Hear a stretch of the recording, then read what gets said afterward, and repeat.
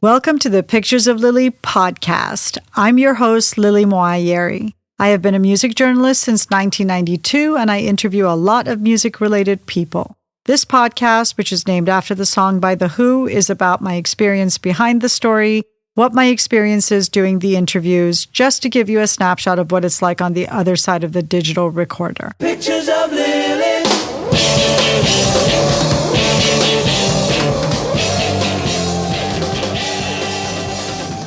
Thank you, everyone, for tuning into the Pictures of Lily podcast. This is episode 51.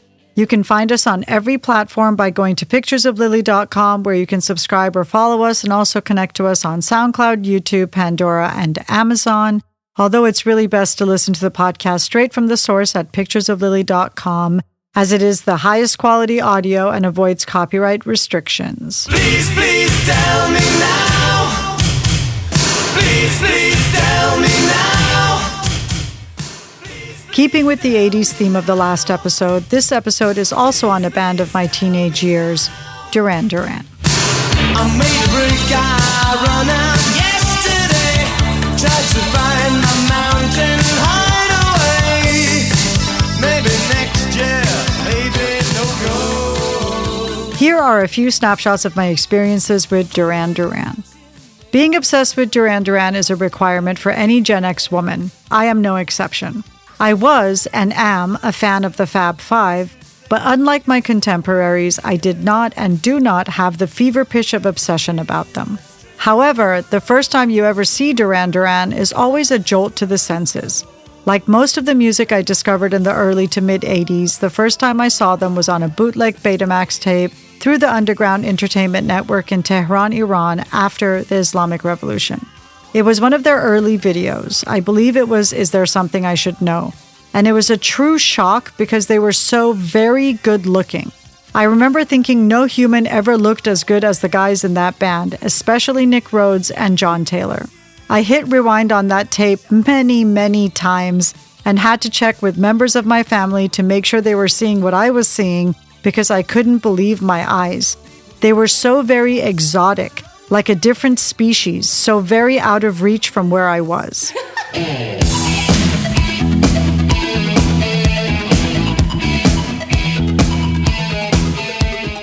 Every time there was a new Duran Duran video, it was another jolt to the senses because they looked different in each one, and with each one, they got a little more exciting and, if possible, better looking and excruciatingly sexy. I feel they were instrumental in shaping the way I look at guys from the very first time I was exposed to them. Having said all that, I didn't really go past their videos where Duran Duran was concerned. They were eye candy and I really loved the singles, but I didn't love the albums as much.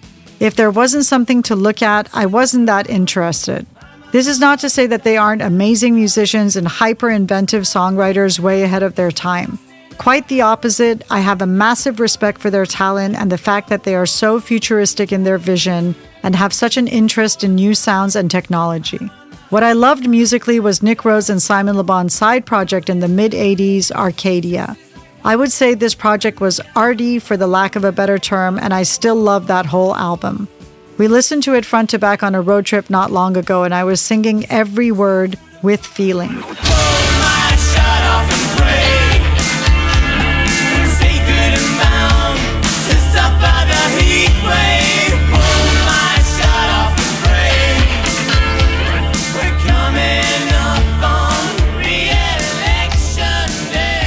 In the year 2000, I had a daily radio show called The Lick along with my good friend Mick Cole on one of the early internet radio stations, Spike Radio. One of the people that worked there had a connection with John Taylor and suggested that John come as a guest on our show. Mick had spent his teenage years emulating members of Duran Duran, and I was certainly not going to say no to interviewing John Taylor, so we agreed, of course. John came along to the station, and seeing him in real life was a huge trip. I was super professional, and as I said, I was never obsessed with Duran Duran, so I wasn't falling over myself or anything. But John still had a little bit of an arm's length attitude with me when he came on our show. One look at me, and he could tell I was of the generation of women who spent their teenage years discovering their sexuality through Duran Duran. This may be true, but I still had a casual attitude toward meeting John. It just took him a while to pick up on it. He stayed in the studio with us for quite a while, and during our conversations, I learned that he was such a big fan of music and of new music. He was so up to date and constantly looking for new artists and sounds. I also learned that he was a dedicated family man with a blended family with kids ranging in age, but all of them young enough to require maximum parental attention. John and his wife Gila, who I believe is part Iranian, but don't quote me on that. I know Simon's wife Yasmin is half Iranian, which I find super random that two Duranis would be with Iranian women. Anyway, John and Gila weren't parents who were leaving their kids home with babysitters in the evenings. Both of them work full-time. Gila is the co-founder of the Juicy Couture fashion line, but both of them were committed to their family and did everything together, which I really admired. John stayed in touch with me via email, and I regularly sent him packages of advanced CDs of albums that I thought he might like to his home in Venice Beach, where they were living at the time. He invited me to a gig his band Terror Vision were doing at the Key Club, which used to be Ghazari's. And I couldn't really reconcile the fact that I was at one of my old heavy metal haunts, the one I liked the least, watching John Taylor perform. John and I didn't stay in touch long term, but he did leave me with a positive impression, that is, after he got over himself and thinking that I would be falling all over him.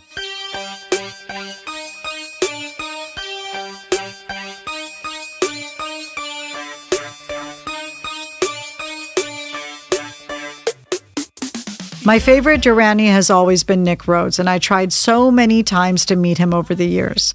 We have mutual friends and have been in the same circles a few times, but we were never meeting. In my head, I had decided that I was just right to become Nick's next long-term girlfriend, but that I was going to make us permanent. This was roughly 20 years ago. I didn't meet Nick in person, but I did an extensive interview with him for Duran Duran's album Paper Gods in 2015. He was on holiday in Italy with bad reception, so we didn't do a video chat, but we did talk on the phone for a long time, mainly about recording, as the article was for Electronic Musician magazine and focused on the studio side of the album's creation. When I first picked up the phone when he called me, he said, "Is that Lily? It's Nick Rhodes here." And I got just so very excited, I had to hold it down, and I was kind of relieved he couldn't see how nervous I was. I found Nick gracious and polite and very forthcoming and keen to talk. And I was quickly not nervous anymore. Besides the recording of the album, we talked about other things, including how when I was a teenager, it was all girls as their fans, and guys would never acknowledge Duran Duran. Now there are so many men at their shows, and Duran Duran are repeatedly credited as being incredible musicians and songwriters. This is what Nick had to say about that. Interestingly, the rock media at the time was run by a bunch of guys in jeans and t-shirts and leather jackets who did not want anything new like us coming along for sure. And they didn't like synthesizers, and they definitely didn't want people who looked like us. However, a lot of musicians have always been very supportive of the band, from the most diverse places. We seem to have fans from completely pop, dance music, hip-hop music, and a lot of stuff in between, and we've always been very touched by that, because I think if you can get through to other musicians on that level, then that's really a high form of praise. I think we're also at a very cool time for bands and dance music and everyone out there sounding completely different. We came off the reinvention of the 1960s and 1970s. We had the Beatles and the Stones doing their R&B and pop thing, and then you had David Bowie, who reinvented everything, along with a lot of other great artists. It made us feel, our generation, that we could do whatever we liked as long as it was original, as long as it was our own sound. If you look at the artists that were in the charts at the same time as us, our contemporaries, from The Smiths, The Cure, INXS, U2, Prince, Madonna, Depeche Mode, everyone sounded entirely different. We all had our own identity and our own mandate about what it was we were about.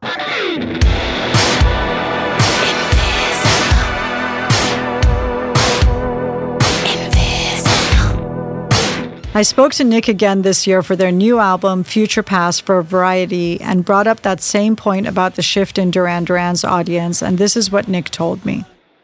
We started out as this art school cult band playing songs like The Chauffeur and Night Boat in nightclubs. Suddenly, we're in front of 15,000 screaming girls. It was a culture shock. It was such a complete paradigm shift. I was confused by it. It was a little difficult for me. I watched footage of the Beatles and the Rolling Stones and the Doors, who were all pretty decent songwriters, and they did okay, and their records still sound great. That enabled us to somehow quantify it. Not that we were particularly like any of those bands, nor am I comparing us to them. One of the first things that happened was the smart guys started to realize there's an awful lot of very cute girls at Duran Duran shows. If you want to find a date, that's the right place to meet them. I can play this game, so I ask again, will you say my name? Has the memory gone? Nick and I were able to do a video chat this time, so it was the first time that we made face-to-face contact. He was wearing a fetching pink jacket and a black and pink t-shirt. He wasn't wearing any makeup, but his hair looked great, as it always does, and he looked just like Nick. I have a friend who is from Birmingham, the same city in the UK that Duran Duran are from, and he used to work at the Rum Runner, which is the club that Nick DJ'd in. My friend told me Nick would show up with all his makeup in a plastic grocery store bag, what they call a carrier bag in England, which he said was such at odds with Nick's flamboyant style. Nick and I did talk about fashion and makeup, and I told him that story my friend had told me about the shopping bag, and Nick said that at the time he wouldn't have known anything about a toiletry case. I asked him how he learned to put makeup on without YouTube tutorials, and this is what he told me. Practice. When I was 15, 16 years old and first putting on makeup, I was never going to go to somebody else, even one of my aunties, and ask, how exactly do you put that eyeshadow on? I'd put things on my face and think, I like the way that looks. Everything about Duran Duran has always been handmade. People think we've got these armies behind us who help us to do things. From the very beginning, it was me and John Taylor sitting on the floor with a sketch pad and a few records coming up with ideas. We used to go to women's clothing stores to buy girls' jackets and fabulous scarves because the only things for men were horrible acrylic suits and V-neck jumpers that your granddad would wear. John and I used to come home on the number 50 bus from Barbarella's at midnight, 1 a.m. on a Friday night. It was not a lot of fun for the two of us with our bright red jackets, makeup, and dyed hair.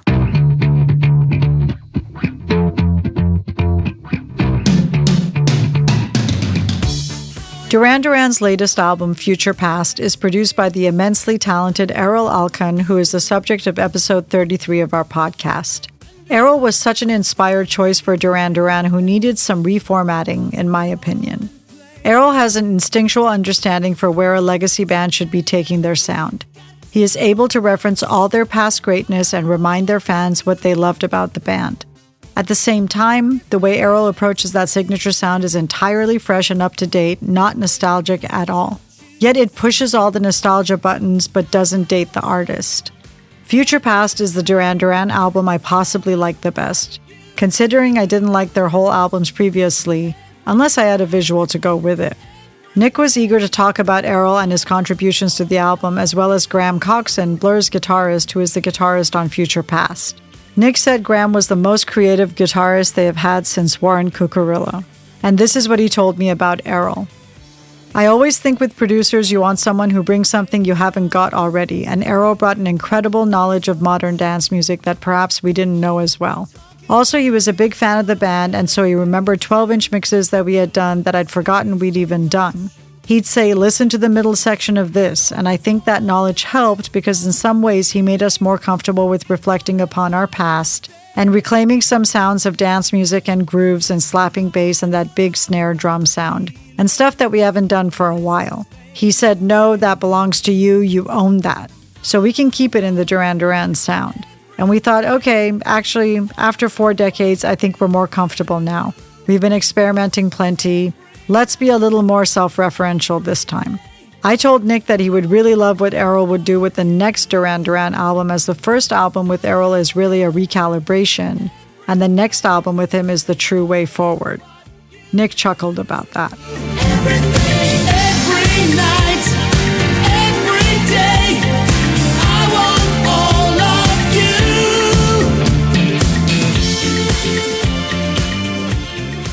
I had to double-check with Nick about his age for the article. He's only 7 years older than me. I told him when I was a teenager he seemed like such a jet-setting adult and worlds away from me in terms of where he was in his life trajectory, but that now we weren't so removed from each other at all. This is what he told me in response. When I was 14 years old, I had David Bowie on my wall. By the time I was 19 years old, I was hanging out with him. It was very strange for me, but I was incredibly grateful to have such a creative and inspirational friend.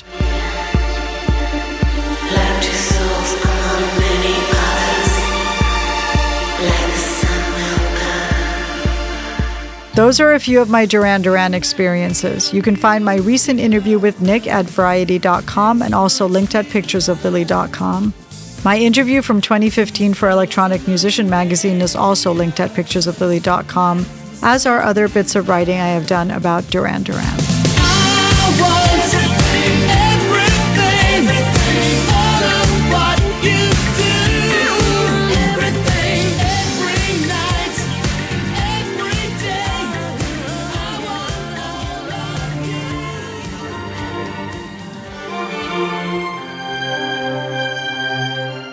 In the next episode, I will be talking about my experiences with Manson. Not Marilyn Manson, but Manson, the British band from the 90s with the cult following that will live on until the end of time.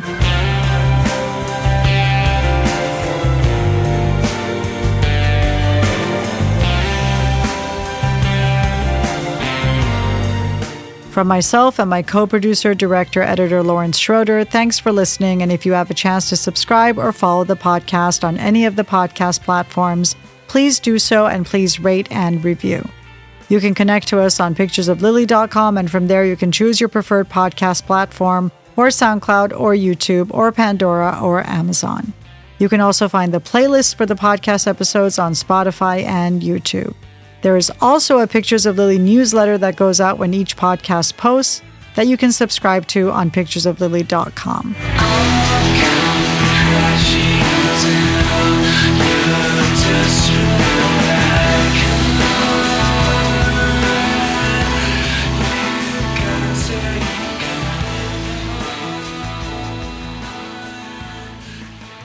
Thanks for listening. Pictures of Lily.